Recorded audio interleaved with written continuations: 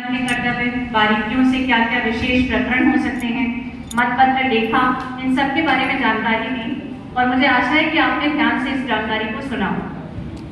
कुछ विशेष बातें आप लोगों से मैं साझा करना चाहती हूँ जो कि 11 मई को जो इतना इम्पोर्टेंट आपको कर्तव्य मिला है, पूरे जनपद कानपुर देहात के नगर निकायों में निष्पक्ष और शुचितापूर्ण मतदान कराने का, उसको सही से अपने कर्तव्य का निर्वहन करने में आपकी मदद करेगा। सर्वप्रथम आप सब लोगों को मैं एक चीज बताना चाहती हूँ कि आप सब लोग अपनी पोलिंग पार्टी के साथ बैठे हुए हैं। ये पहला मौका है जब एक पीठासीन अधिकारी अपने P1, P2 और P3 से परिचित होगा। तो सबसे महत्वपूर्ण कोई बात है तो वो है अपनी टीम को पहचानना, क्योंकि यही 4 लोगों की टीम है। इसी टीम वर्क की भावना के साथ आप 11 मई को सुबह 7 बजे से शाम को 6 बजे तक एक निष्पक्ष और शुचितापूर्ण मतदान करा पाएंगे। इसीलिए हम लोगों ने कुर्सियों का भी अरेंजमेंट इस प्रकार किया था कि पीठासीन P1, P2, P3 एक पार्टी एक साथ बैठे, आपकी कुर्सियों में आपके पार्टी नंबर भी लगाए गए थे। मैं एक बार जानना चाहूंगी क्या सब लोग अपनी अपनी पोलिंग पार्टी के साथ बैठे हैं? एक बार इधर से बता देंगे आपकी पोलिंग पार्टी कौन सी है? पीठासीन इधर 203, एक लोग नहीं आए हैं। बाकी सब लोग पीछे पोलिंग पार्टी के साथ बैठे हैं।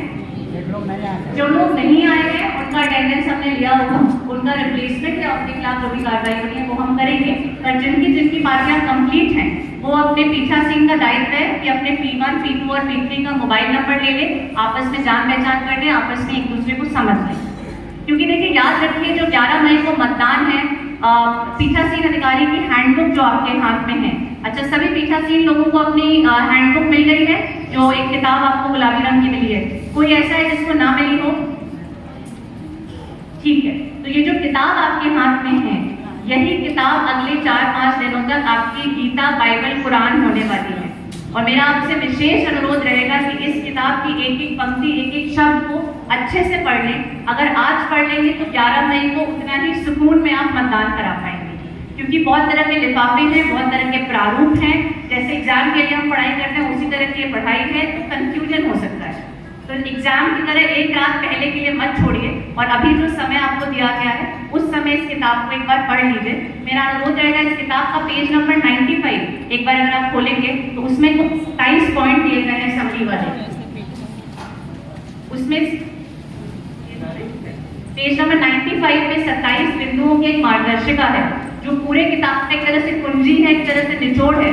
तो अगर आप पढ़ लेंगे तो आपको काफी चीजें समझ आ जाएंगी। मेरे पास जिला विकास अधिकारी भी इन बिंदुओं को डिटेल में आपको बताएंगे। ये पेज नंबर 95 में जो 27 बिंदु हैं, ये पूरे किताब की समरी है, जो पॉइंट्स आपको ध्यान में रखने चाहिए अपने मतदान के दिन। जैसा मैंने बताया कि अपने टीम को अच्छे से पहचान लें। टीम वर्क का मतलब ही होता है टुगेदर एवरीवन अचीव्स मोर। तो जितना टीम वर्क की भावना के साथ एक पीठासीन P1, P2, P3 काम करेंगे उतना ही अच्छा मतदान करा पाएंगे। दूसरी चीज जो हमेशा मैं कहती हूँ, इस समय आप किसी विभाग विशेष के अधिकारी नहीं हैं। आप बेसिक शिक्षा के प्रधान अध्यापक नहीं हैं, सहायक नहीं हैं, आप ग्राम विकास अधिकारी, ग्राम पंचायत अधिकारी या सफाई नहीं हैं। इस समय आज की तारीख में माननीय राज्य निर्वाचन आयोग की प्रतिनियुक्ति में आपको पावर्स मिली हुई हैं, आपको शक्तियां मिली हुई हैं, आपको संरक्षण मिला हुआ है।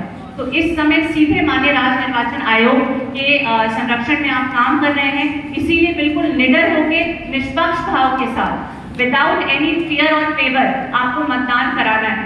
किसी के प्रति कोई फेवर, किसी के प्रति कोई डर की भावना, किसी के प्रति भेदभाव की भावना के बिना राज्य निर्वाचन आयोग की गाइडलाइंस के साथ निष्पक्षता से, निडरता से आपको चुनाव और मतदान 11 तारीख को कराना है। क्योंकि आपको जो शक्तियां मिली हैं वो माननीय राज्य निर्वाचन आयोग और रिप्रेजेंटेशन ऑफ पीपल एक्ट 1951 के तहत मिली हुई।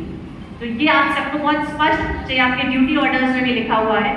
इसीलिए और संवेदनशील हो जाता है कि एक भी चूक या एक भी लापरवाही एक दंडनीय अपराध हो सकती है। आईपीसी के अंतर्गत और आरपीए एक्ट के अंतर्गत एक दंडनीय अपराध हो सकता है अगर कहीं भी आपका घर में किसी प्रकार से ये परिलक्षित होता है कि आप किसी पार्टी या किसी व्यक्ति विशेष के लिए काम कर रहे हैं। तो हमेशा निष्पक्षता आपको रखने हैं अपने आचार व्यवहार में और पूरी मतदान पार्टी को एक निष्पक्ष व्यवहार और आचरण दिखाना है। तीसरी चीज, पूरे पोलिंग बूथ के आप प्रभारी होंगे, वहां पुलिस पर्सनल भी लगाए होंगे, चेकिंग भी होगी।